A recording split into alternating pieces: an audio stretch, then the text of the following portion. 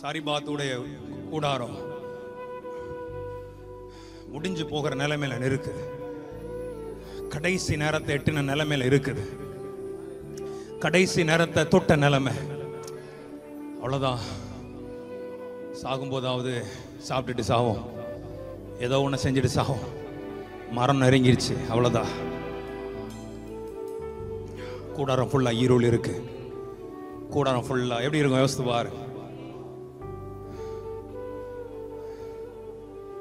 ஒரு வியாதி ஒரு வீட்டில் வந்துட்டுனாலே அந்த அட்மாஸ்பியர் மாறி இருக்கும். நல்ல ஒரு ஹாப்பினஸாக இருந்த ஒரு வாழ்க்கையில் ஏதோ ஒருத்தர் வியாதியில் படுத்துட்டாங்கன்னா அந்த இடம் எப்படி இருக்கும் பாருங்க. நல்லா இருந்த குடும்பம் ஏதோ ஒரு விஷயத்துல தடுக்கிட்டு லேக் ஆயிட்டு ஒரு நேரம் வீட்டுக்குள்ள போகும்போது அவ்வளவு ஹாப்பினஸை பார்த்துருப்போம். அதே குடும்பங்கள் நொறுங்கி போன நிலைமையில போய் நிற்கும்போது அந்த குடும்பத்துல அமைதி தான் இருக்கும், சத்தம் இருக்காது. பேசுறதுக்கு என்ன இருக்கு? இனிமே பேசுறதுக்கு ஒண்ணுமே இல்லை. எனக்கு ஒரு அங்கிளை தெரியும், நல்ல ஒரு கர்த்தருடைய ஊழியக்காரர் தான், நல்ல தேவ மனுஷன், பிசினஸ் பண்ணார். அறியாம சில கடனை வாங்கிட்டார். அப்போ எங்களை ஒரு முறை 2017 நாங்கள் இஸ்ரேல் போகும்போது அவர் தான் ஆர்கனைஸ் பண்ணி எங்களெல்லாம் கூட்டிகிட்டு போனார். அது கூட ரொம்ப ஹாப்பியாக இருக்கும். அதுக்கு பிறகு நானும் அவங்கள சந்திக்க முடியாத ஒரு நிலைமை ஆயிடுச்சு. ஒரு 4 வருஷம் கழித்து அவங்கள சந்திக்கிறதுக்கு அவங்க வீட்டுக்கு நான் போகும்போது ஒருத்தர் அவரை பார்க்கல. ஏன்னா அவர் அந்த இடத்துல இல்லை, தலைமறைவாயினார்.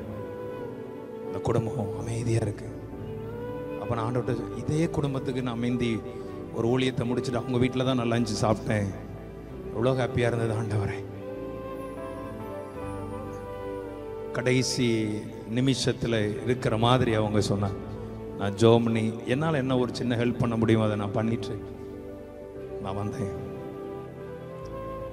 ஒருவேளை இன்னைக்கு உங்களை பார்த்து சொல்றேன், நெறிந்த நாணலை முறியாதவர், மங்கி எறிகிற திரி அணைய பண்ணாதவர். நீ நம்பு, நீ நம்பு. உன் குடும்பம் அணைஞ்சு போகாது, உன் விளக்கு அணையாது. எல்லாரும் சொல்லுங்க, என் விளக்கை எரிய செய்வார்.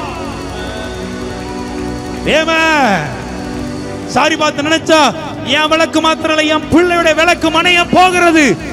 என் கூடாரத்துல ஐயோ ஒரு நேரம் இந்த கூடாரத்துல என் மகன் மட்டும் இருந்தா கூட நான் ரொம்ப சந்தோஷமா இருந்தோம். ஆனா இன்னைக்கு என் கூடாரத்தில் மரணத்தின் ஆவிகள் சூழ்ந்து விட்டது. இன்னைக்கு சொல்றேன், இதை பார்க்கிற ஒவ்வொருடைய வாழ்க்கையிலும் மரணத்தின் வல்லமைகளை இயேசுவின் நாமத்தில் நான் கடிந்து கொள்கிறேன். ஒண்ணு சொல்லுவேன், தேவ பிள்ளைகளுக்கு நான் சொல்லுவேன், உன் மரணம் கூட ஆசீர்வாதமா தான் இருக்கணும். ஆமே, நீ நொந்து வெந்து நான் சாக கூடாது. உன் மரணம் மகிமையான மரணமா இருக்கணும். விசுவாசிக்கிற பிள்ளைங்க நல்ல கைத்தட்டி ரேஸ் பண்ணிக்கோங்க.